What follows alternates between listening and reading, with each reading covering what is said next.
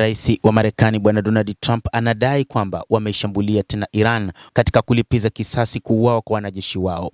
Tumeshambulia Iran ili kulipiza kisasi kuuawa kwa wanajeshi wetu, anasema Rais wa Marekani Donald Trump, ambaye ameeleza zaidi kwamba jeshi lake limeshambulia tena Iran usiku wa kuamkia leo. Amearifu mashambulizi hayo ni kulipa kisasi kwa wanajeshi waliouawa siku chache zilizopita kutokana na mashambulizi ya kujibu mapigo yaliyofanywa na Tehran.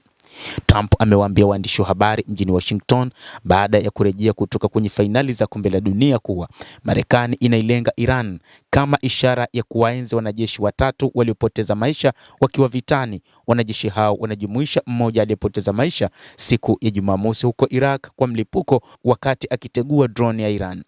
Kamandi ya jeshi la Marekani katika eneo la Mashariki ya Kati imesema imefanya mashambulizi ndani ya Jamhuri ya Kiislamu ya Iran ikilenga maeneo ya pwani ya nchi hiyo pamoja na mifumo yake ya ulinzi. Inasema lengo la mashambulizi hayo yaliyoingia siku ya 9 ni kuzivunja nguvu za Iran za kudhibiti mlango wa bahari wa Hormuz. Mipango ya rais wa Marekani kwa sasa ni kuona CENTCOM inafanya mashambulizi mazito dhidi ya maeneo nyeti ya Jamhuri ya Kiislamu ya Iran na kuwavunja nguvu wanajeshi wa Iran ambao bado wamekuwa na nguvu katika mapambano.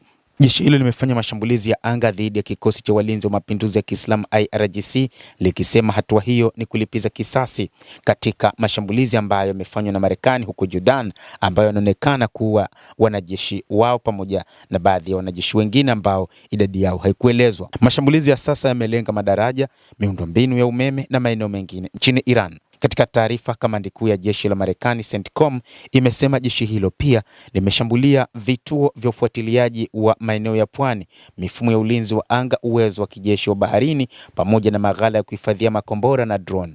Wakati huo Iran imeongeza vitisho vyake vya kupanua mashambulizi hayo, hatua iliyosababisha Umoja wa Falme za Kiarabu UAE kutoa onyo kuhusu kuongezeka kwa hatari ya mzozo katika eneo hilo. Aidha, Iran imeripotiwa kujibu kwa kushambulia vituo vya kuzalisha umeme na mitambo ya kusafisha maji baharini huko Kuwait, jambo linalotishia shughuli za kila siku za wananchi katika taifa hilo dogo lenye utajiri mkubwa wa mafuta. Wa Iran wamesema kila shambulizi litalipwa kisasi.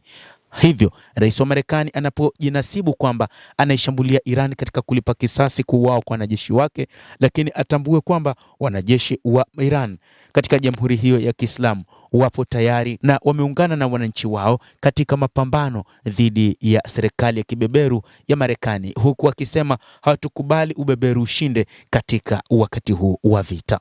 Mtazamaji wa The World News, hayo ndio tuliokuwa nayo, na bila shaka nawe pia una nafasi ya kulike, una nafasi ya kucomment, kadhalika una nafasi ya kusubscribe channel yetu hii ili upate habari hizi kwa mapana kupitia The World News. Mimi ni Adam Hussein, endelea kuwa nasi wakati wote, endelea kutufuatilia ujue nini kinachojiri duniani.